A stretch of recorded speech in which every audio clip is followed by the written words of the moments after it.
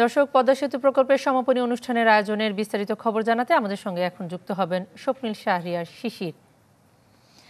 শিশির, প্রধানমন্ত্রী কবে নাগাদ অনুষ্ঠান স্থলে পৌঁছাবেন এবং এই বিশাল আয়োজন ঘিরে কি কি ধরনের অনুষ্ঠান থাকছে?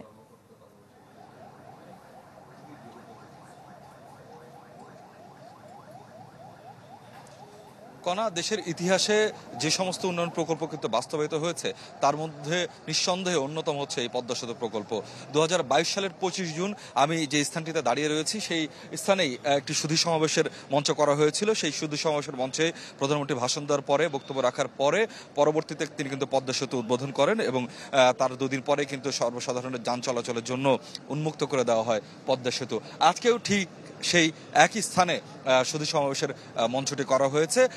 বিকাল 4টায় আওয়ামী লীগ সভাপতি ও প্রধানমন্ত্রী শেখ হাসিনা কিন্তু এখানে এসে উপস্থিত হবেন। এর আগে বেলা 3টায় তিনি কিন্তু গণভবন থেকে সড়ক পথে এই সুধী সমাবেশের মঞ্চে আসবেন। আমরা যতটুকু জানতে পেরেছি প্রায় 2 থেকে 2.5 হাজার অতিথি এই সুধী সমাবেশের অনুষ্ঠানে যোগ দেবেন এবং এই অনুষ্ঠানকে ঘিরে কিন্তু আশপাশের এলাকার যে মানুষ রয়েছেন কিংবা স্থানীয় আওয়ামী লীগ নেতাকর্মীরা রয়েছেন তাদের মধ্যে আমরা উৎসবের আমেজ দেখতে পাচ্ছি। পথে আসার সময় আমরা দেখতে পেয়েছি বিভিন্ন জায়গায় আওয়ামী লীগ সরকারের বিভিন্ন উন্নয়ন কর্মকাণ্ড বিবরণ সম্বলিত বিলবোর্ড কিংবা ব্যানার ফেস্টুন সেগুলো কিন্তু শোভা পাচ্ছে এবং স্থানীয় আওয়ামী লীগ নেতাকর্মীরা যারা রয়েছেন তারা কিন্তু দলীয় প্রধানকে এবং প্রধানমন্ত্রীকে বরণ করে নিতে সড়কের পাশে কিন্তু অবস্থান করছেন।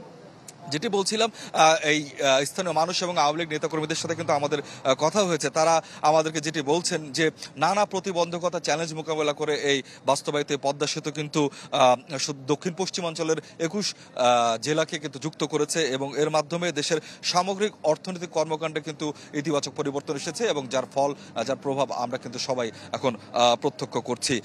আর যেটি বলা যেতে পারে যে গত 30 জুন আসলে এই পদ্মা সেতু প্রকল্পের যে মেয়াদ, সেই প্রকল্পের মেয়াদটি আনুষ্ঠানিকভাবে শেষ হয়েছে।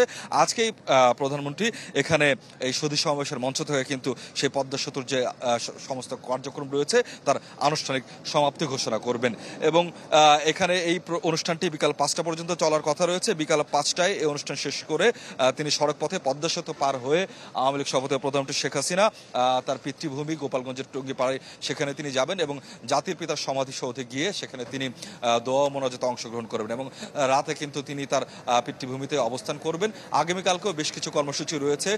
জাতির পিতার শৈশবের যে বিদ্যালয় গিমারাঙ্গা টুঙ্গিপাড়া মডেল সরকারি প্রাথমিক বিদ্যালয়, সেই বিদ্যালয়ে কিন্তু একটি বঙ্গবন্ধু কর্নার উদ্বোধন করবেন এবং সেখানে তিনি কিন্তু একটি অ্যালবামেরও মোড়ক উন্মোচন করবেন এবং এছাড়াও একটি স্থানীয় মার্কেট পরিদর্শন করবেন প্রধানমন্ত্রী শেখ হাসিনা।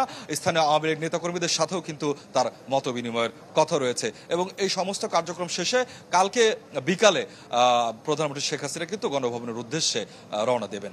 কণা। শিশির, আপনাকে ধন্যবাদ।